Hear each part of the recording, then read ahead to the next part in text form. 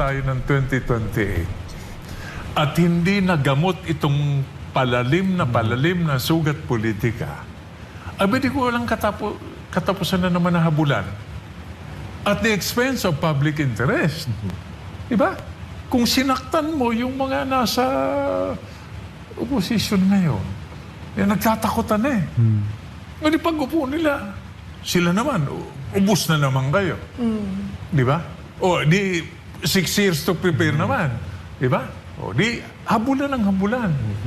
Can you imagine pag may, ano ang pillars ng national security? Yung tinuturo sa amin, political unity. Magdebate kayo. Sige, magtaasan kayo ng boses.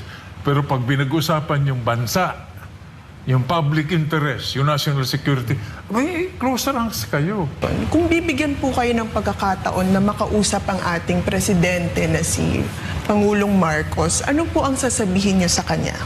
Nako, tunguin na. Hindi ko maisip yan, pero tinanong mo. Attorney Ferdy, ito na conversation sa amin.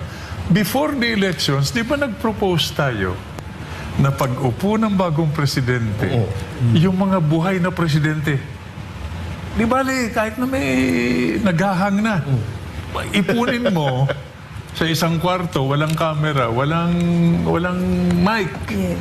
Pag-usapan nila yung bansa, yung future nung pinaka-importanting yaman natin. Yung mga anak natin, our next generation of citizens and leaders. Ang tawag sa US noon, Council of State. Walang camera. Paglabas nila, joint press statement. Di ba? Nag-usap kami nung bagong upo, ito walang politika, ito ang suggestion namin na gawin niya. Walang nakinig. Isa lang na presidente. Hindi ko na rin babanggitin yung pangalan. Baka, alam mo na, baka akalain Kung ginawa nila yan before elections, ngayon baka hindi ganito ang political tension. Nakakalungkot lang. Okay, team unity. Former senator at isang living legend ng ating bansa. And part of our history. Walang iba kundi si Colonel, Senator, Secretary Gringo Honasan. Good afternoon, Sir Gringo. Alam niyo po, isang karangalan talagang ikay mapanayam ngayong hapon. At ako po talaga ay sumasaludo sa inyo, sir.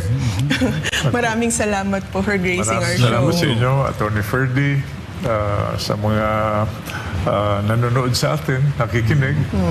Sana may bahagi tayo sa kanila. I'm sure. Good morning. To get the roll bowling. Yes. Siyempre, ladies first po ang rule namin dito. So, Ina? Sir Gringo, bago po kayo naging sundalo, narinig ko kayo din po ay interesado sa pagiging pari at eventually naging interested din po kayo sa pagiging doktor. Sa tingin po ninyo, ano po ang gumabay or nagtulak po sa inyo upang tahakin ang karera ng isang pagiging sundalo? Serbisyo. Nakikita ko nun yung mga kamag-anak namin, mga nakatatanda, no? Na pinakamarangal pala na paraan ng sa ating pamumuhay ay yung makatulong sa iba. Siguro, of course, hindi naman tayo perfecto, no? Pero service. So, nung una gusto ko yung maging pare. I cannot imagine. Hindi, ito, Attorney Ferdy, no? So, marami ako nakausap na mga pare at may mga nakausap din akong lumabas sa pagkapare. Okay. So, tinanong ko, sabi ko, bakit nagbago ang isip ninyo? Diba, 3 vows, no? Poverty, celibacy, and obedience. Akala ko yung pinakamatinding dahilan, yung celibacy. Dahil, di ba, it goes against the sin of lust, no? Yung makalaman na pagnanasa. Yung pala karamihan, dahil sa vow of obedience. Dahil it goes against the sin of pride. Pag ang feeling siguro nila, at nangyayari din sa amin sa kasundaluhan, kung yung nag-uutos sa'yo, alam mo na alam mo, iba ang pinanggagalingan Correct, correct. o mas limitado ang kakayahan, hirap na hirap ka nang sumunod. So, lumalabas sila sa pagkapare, lumalabas sa seminaryo. So, poverty, celibacy and obedience, hindi pala celibacy. Obedience. Obedience. Oo. Naku, Yung for pagsunod. sure. So, pagkapare yun. Nakita ko na maraming lumalabas. Sabi ko, baka hindi pagpapari ang vocation ko. So, sabi ko, gusto ko mag-doktor. Chance Servisyo career. na naman, di ba? Yung mga may karamdaman. Ginagamot mo, no? Para hindi sila, hindi mag-deteriorate ang sitwasyon. Sabi ko sa father ko, gusto ko pong mag-doktor. Sabi niya, pag nag-doktor ka, dahil panganay ka, hindi na mag-aaral yung mga kapatid mo. Dahil mahal ang medisina nun, di ba? Hanggang ngayon naman. Hanggang yun. So, sundalo lang yung aking ama. Sabi ko, so ano gagawin ko? So, enroll ako napasok ako sa UP, sa University of the Philippines. I tried to take up economics. Sabi ko, ano pa ba ang pwede mong gawin? Sabi ng father ko, ba't hindi mo subukang kumuha ng entrance exam sa Philippine Military Academy? Kumuha naman ako ng exam. At tuloy-tuloy na. Yun. So, going back to your father, sabi nga, nasa military po siya noon. Ano? He was a colonel, if I'm not mistaken. He was, well, modesty aside, father ko naman, no? I want to honor him also. He was the youngest lieutenant colonel in the history of the armed forces at that time. I see. Sabi ko, kailangan ma-break yung record na yun. So I also became the youngest full colonel during that time. Okay. By the way, Attorney Ferdy, no? Opo. Ina, yung father ko ang commander ng Presidential Security Okay. nung panahon ni Presidents Magsaysay and Garcia. Dalawang presidente pa lang Magkasunod pinaglingkuran niya, no? Pinaglingkuran niya as Presidential Security. Batalyon pa noon, hindi pa... Ina, i-follow up ko lang, if you don't Sige mind, po. So, pinayuhan kayo ng iyong ama na mag-entrance exam sa PMA. So, nung pumasa kayo, Bawat chapter sa buhay mo, meron kang matututunan, no? Makikilala mo yung sarili mo, weaknesses. Pero pag nagsama-sama tayo, together, no? Mas marami tayong magagawa. Ang buhay na halimbawa niyan, actually buhay is a figure of speech, yung mga national heroes natin, no? Attorney Ferdy, imperfect men. Di ba? Si Jose Rizal, medyo, Yes, sir. Attorney Ferdy, medyo underwrite ng konti. oo. Yan, Underwrite. Nasa medyata ako. Kaya nag-hesitate ako na. Pero, di ba, linguist, science, talagang genius. The pride of the Malay race, no? Malay race. Pero, ang balita ko, no, sa impormasyon, chick boy. Buti na lang, hindi ako ganun, Them. Yes. Turuan sila. Katulad ginagawa ninyo ngayon. No? Binabahagi natin yung mga aral na natutunan natin sa buhay. No? Turuan sila kung ano dapat ang ipaglaban nila, pagsikapan nila. At turuan sila na hindi pwedeng Ilocano, Bicolano, kailangan Pilipino tayo. Together. One flag. Kahit na gaano ka galing kang leader, pag may karamdaman ka, di ka makatulog, di ka makain, di ka makaisip. Di ba? Paano kung addictus, di ba? Yung leader natin, for example lang, ay addictus. O, di ka makakain, di ka makatulog, di ka makapag-isip ng maayos, di ba? Di ka makapagtrabaho. So, paano mo gagampanan yung tungkulin mo? Kami naman, mga sundalo kami noon. Imagine mo, Attorney Ferdy, no, Ina. Kaharap namin yung mga rebelde, mga kriminal na sinasabing may pinaglalaban, no? Okay lang na masaktan. Minsan masawi, mamatay, no? Yung rebelde at yung sundalo. No? Ganon. No? Pero ang hindi katanggap-tanggap sa amin noon ay pag ang nasasaktan, nalalagay sa alanganin yung buhay, yung kalayaan, yung ari-arian, yung mga inosenteng sibilyan. Bakit? him half of my life. Hindi rin naman siya perfect. Now, he has passed away. We may be looking at us now. No? Mainit din ang ulo. Napakagaling na hindi lamang abogado kundi leader. Mahirap mahalin. Hindi siya yung type na warm na tao. No? Pero once makilala mo siya, ako ang naging aid muna niya ako, tapos chief security. Noong mga panahon na yun, I would stop a bullet for him. Ganun ang relasyon namin. At alam niya yan. Naka-close, ano? Alam niya. So, ganun ang relasyon namin. Mas matindi pa ka sa biological father ko. Talaga. Pero siyempre, he also was my father figure. My father passed away when he was 61 years old. So siya ang pumalit sa aking pananaw. Naiyak Nabanggit naman. niyo yung Ram Senator, ano? Di ba ang motto nyo, correct me if I'm wrong, ano, is our dreams will never die. Tama po ba? Yes, pwede ko susugin, no? Opo. Siguro itatanong mo, Atty. Feliz, saan ba nanggaling yung Ordis Will Never Die?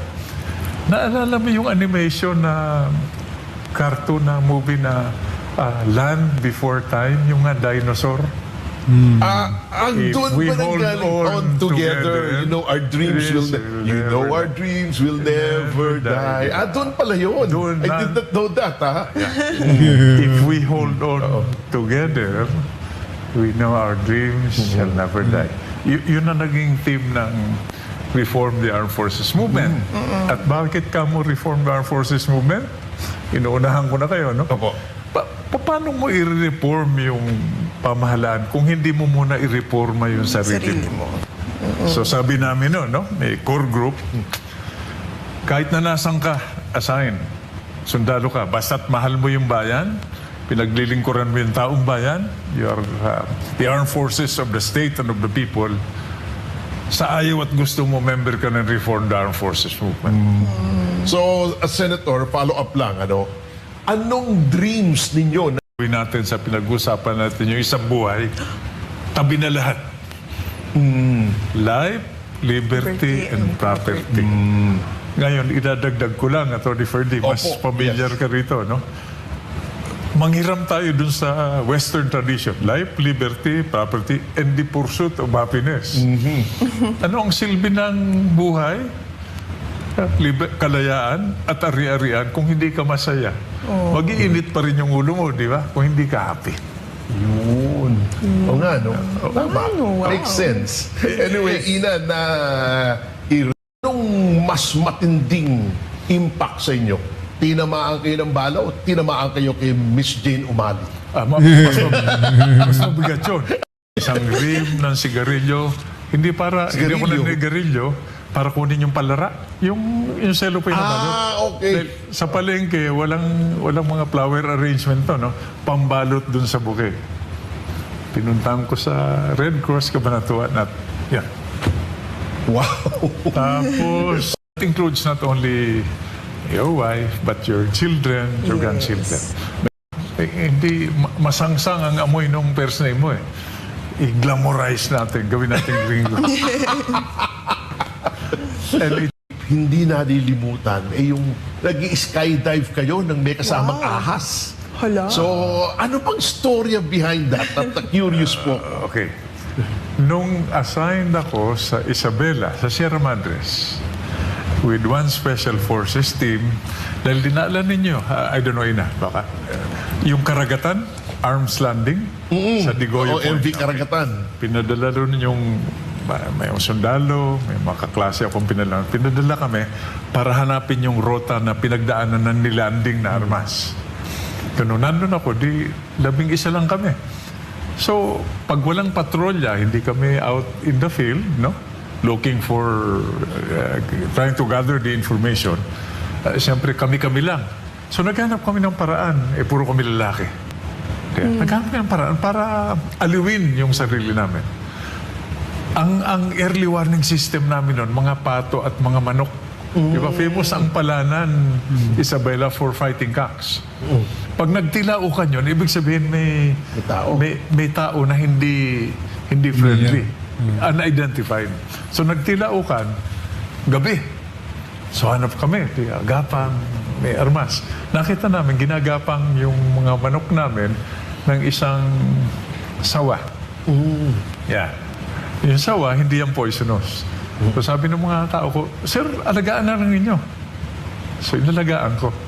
Pinapakain ko, gano'n lahat. Nasa bulsa ko palagi. Doon nagsimula yun. Ayun.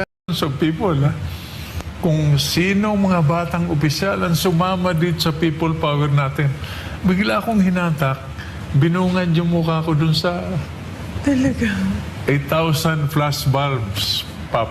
Hindi pa nun uso yung cellphone. Oo. At that point, I don't know if one of the worst things in my life, I lost my anonymity. Hindi na ako pwede malling dahil kinabukasan, nasa front page ka na, ini-interview ka na, iniimbita ka na mag-switch. Doon nagsimula yung... hindi komportable na feeling, pero ganun talaga. Diba? Well, as they say, the rest is Cardinal sin. Kayo kung ano ang papilin nyo, para ayusin mo na yung institutions. Yun nga, Attorney Ferdy, ang what if, What kung if? natuloy yun, dahil historically, pag magbalik tanaw tayo, we have been doing the same things over and over again, politically, economically, even in terms of national security, and expecting a different result. Di ba may tawag doon, Attorney Ferdy? Stupidity. Or stupidity. Correct. Freedom Constitution, 40 years ago. Itong Constitution, saligang batas natin, di ba? Revolutionary government. Ano ang isa sa unang ginawa natin? Nag-eleksyon tayo. Hindi mo natin rini-engineer yung COMELEC para, alam mo na, ayusin yung database, para mabuwasan naman o ma-minimize yung dayaan. Hindi masyadong maraming gastos, patas na laban. Gumulo na naman ang politiko, pinabilis lang ninyo. O di, nag-uprising uli kami. Oo. So, yun ang mga lessons learned. So, balik tayo, National Unification Council, Unify. Wala na munang mga eleksyon. Di ba? Ayusin muna natin, di ba? Kandidato, yung qualification, i-repair natin yung damaged institutions. Well, cumulative yan hindi natin ginawa. Di ba? Di ba? Ito nga ang pangamba namin, Ina, no? Tony Ferdy. Sorry baka naman nasusobrang na. Hindi, go ahead po, go ahead. We're all ears. Yes. Di ba? Yun ang asikasuhin natin dahil kung umabot na naman tayo ng 2028 at hindi nagamot itong palalim na sugat politika, di ko walang katapusan na naman na habulan at the expense of public interest. Di ba? Kung sinaktan mo yung mga nasa opposition ngayon, nagtatakutan Ngunit pag upo nila, sila naman, ubus na naman kayo. Di ba? O, di 6 years. Ganun talaga ang mangyayari dyan. Parang gantihan na lang to mga kababayan, no? Kasi sobrang sakit po ng ginagawa nila ngayon sa opposition, di ba? Syempre kung ikaw naman ang opposition at kayo naman ang makaupo, sa susunod na panahon, ano bang gagawin mo, di ba? Except sa magserbisyo sa taong bayan, di ba? Syempre, papakita nyo rin. Eto kami. Ito yung ginigipit ninyo dati. Kami naman ang manggigipit ngayon. Parang ganun ang gusto mo sabihin dito. At may point naman po dito si former Senator Gringo Honasan, mga kababayan. No? Baka ang kalabasan nito ay maggantihan na lang, mga kababayan. To prepare naman. So ang kawawa dito, yung taong bayan. Diba? Diba? O di, habulan ang habulan. Can you imagine pag may, ang pillars ng national security? Yung tinuturo sa amin, political unity. Magdebate kayo. Sige, magtaasan kayo ng boses. Pero pag binag-usapan yung bansa, yung public interest, yung national security, Kaisa may kayo. closer ranks kayo. Correct. Diba? social cohesion. Hindi tayo Ilocano, Bicolano, Bisaya, Ilonggo, Muslim, yeah? Pilipino tayo. Pilipino Di ba sa abroad? tayo. Tiga saan ka ba?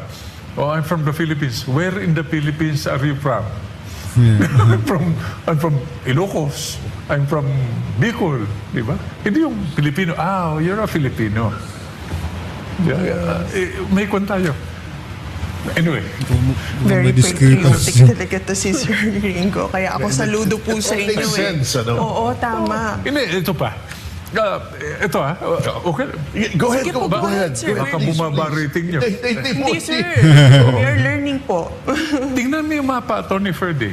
Yes. Tayo may hawak ng traffic light. Lahat ng barko at aeroplano dumadaan sa teritoryo natin. Totoo yan. So yung source ng leverage natin globally is our archipelago. Tayo ang sentro. Di ba? 3 choke points. Honshu, Japan, Bashi Strait between Taiwan and Northern Luzon at Palawan. 3 choke point, no? 2 hawak natin. Hindi natin sinisigil ng RFID.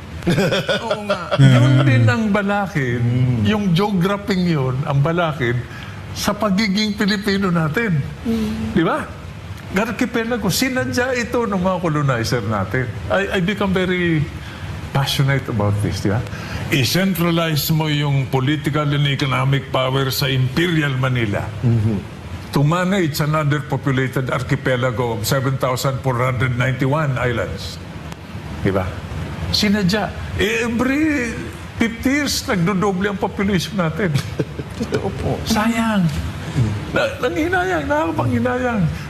Our problems are economic in nature, food, clothing, shelter, health, data. Hindi yung marites, ha? Di ba? Food, clothing, shelter, di ba? Yun ang tunay ng mga problema natin. Correct. Yun ang kailangan. Grabe, no? Basic Napakadami needs. niyo pong plano para sa ating bansa. Nakikita ko talaga natin. You truly care. Ito dapat, Attorney Ferdy, ang national conversation. Yes. Hindi, kaya lang, bago natin masagot yun, para mag-refocus tayo, di ba? Reset sa computer, di ba? Pag medyo polluted na yung Totoo po yun. repress mode, delete all. Correct. Di ba? Reset. Format. Our problems are economic in nature, but the first steps must be political. Yes. Pati-pati muna tayo. Grabe yung kalaban. Speaking po of national conversation, kung bibigyan po kayo ng pagkakataon na makausap ang ating presidente na si Yan. Pangulong Marcos, ano po ang sasabihin niyo sa kanya? Nako, Ina, hindi ko maisip yan, pero tinanong mo. Attorney Ferdy, ito na conversation sa amin. Before the elections, di ba nag-propose tayo na pag-upo ng bagong presidente, yung mga buhay na presidente, di bali, kahit na may naghahang na, ipunin mo sa isang kwarto, walang camera, walang mic. Yes. Pag-usapan nila yung bansa, yung future nung pinaka-importanting yaman natin. Yung mga anak natin, our next generation of citizens and leaders. Ang tawag sa US noon, Council of State. Council of State. Ayan. Walang kamera. Paglabas nila, joint press statement. Di ba? Nag-usap kami nung bagong upo, ito walang politika, ito ang suggestion namin na gawin niya. Walang nakinig. Isa lang na presidente. Hindi ko na rin babanggitin yung pangalan. Baka, alam mo na, baka akalain Kung ginawa nila yan before elections, ngayon baka hindi ganito ang political tension. Nakakalungkot lang. Okay, team unity. Team unity. Abay, anong team unity? Anyway. Team budol. Yun lang. Budol talaga to. Baka Napakaganda ng grasp nyo sa ating by the way, problema. Ferdy, Opo. ako, I'm speaking from the... Sundalo lang talaga ako. Hindi ako komportable sa politika. Naligaw But Senator, you made a very big jump from being a soldier, naging senador kayo. You decided to run for the Senate. And in fact, kayo yung, you're the only independent candidate First after independent. martial law. Oo, to have run Again, and bakit? won. Paano, susugin na naman natin. Paano ako napadpad sa politika? After 86, 87, 89, di ba? Ilang uprisings, di ba? So nag-offer si President Ramos. Pinahanap ako kay, naalala nyo si Chairperson Heidi Yorak ng National Unification Yes, Committee. yung okay. magulo buhok, ano? Ayun. Pero Maestig, yung tradisyon ninyo, hinanap ako. So nagkita kami sa safe house. Fugitive ako nun eh. Ah, really? Yes, kasama ang patong sa ulo ko nun eh. Wala sa kalingkingan yung patong sa ulo ni Bonifacio. So hinanap ako. Alam mo unang sabi sa akin ni Chairperson Heidi Yorak, Colonel, I'm glad to meet you. I have one message for you from President Ramos. Alam mo sabi sa akin, Ina, you have to stop unsuccessfully trying to overthrow the government. Dahil tuwing sasablay kayo, di ba parang gumigewang yung ekonomiya natin. Oh. So, pasok kami. Okay, anyway, going to elections. And follow up ko lang, and then you were granted amnesty. Pero before that, labas kami. Sabi namin, ano gagawin natin? Sabi ng mga kasamahan, yung parang core group, takbo tayo for eleksyon. Eleksyon ang gagawin natin sa eleksyon. Barangay captain? Hindi. Senador. Senador, alam mo ba yung wala tayong partido? Galing tayo, ang tingin sa atin, nanggulo pa tayo. Senador. So we organized an army, of 1 million young volunteers. Wow. Nationwide. Grabe. 30 pesos, lalakad. Hindi, lalakad. Pag uwi, hindi man lang naghihilamos. So matutulog dun sa improvised headquarters. First independent senator in Philippine political history. Yes. Ang galing. Kasabay kong pumasok noon sa Senado, sina Senator Miriam, Senator Fabier, Senator Lilo. Anyway, Yes, oo. But ganyan ang tingin mo sa akin. Sinabi mong independent senator. Anyway, May plano Oo yata. nga, no? May pahiwatig, attorney. hindi. Tingnan muna. Nandiyan na rin naman tayo sa Senado. Do you have any plans of running again, okay. Senator? Hindi. Option yun. Okay? Dahil alam mo naman ngayon, elections, realistically, are becoming more and more expensive. Alam mo ang ginagawa ko ngayon? Nag-form kami ito. Opportunity nun to. Nag-form kami ng partido. Reform PH Party. Kasama ka sa advisory committee. Kay Mike Defensorian. Yes, Oh, okay. yes. Oh. Ito yung mga siraulo na katulad ko na veterano Natin, katulad natin. ng 86. Ina, yes. Yung mga veterano, buhay pa. Yung mga humiwalay sa original na Magdalo. Okay? Na group. Okay ito, pag hindi Magnalo, kasi pag Magdalo kasi mga kabayan, isa lang ang iisipin ng tao, di ba? O, si Trillanes po yan di ba? Pero kung humiwalay sila sa Magdalo, let's see mga kabayan. So, veterano to ng, di ba, yung humiwalay. We reached out to the Revolutionary Left, yung Alex Bongcayao Brigade. Yun. Kasama na sa Reform Party. Opo. And then we reached out to our Muslim brothers, yung armed component nila. So ito, inipo namin, Attorney Ferdy, no? Ibig sabihin,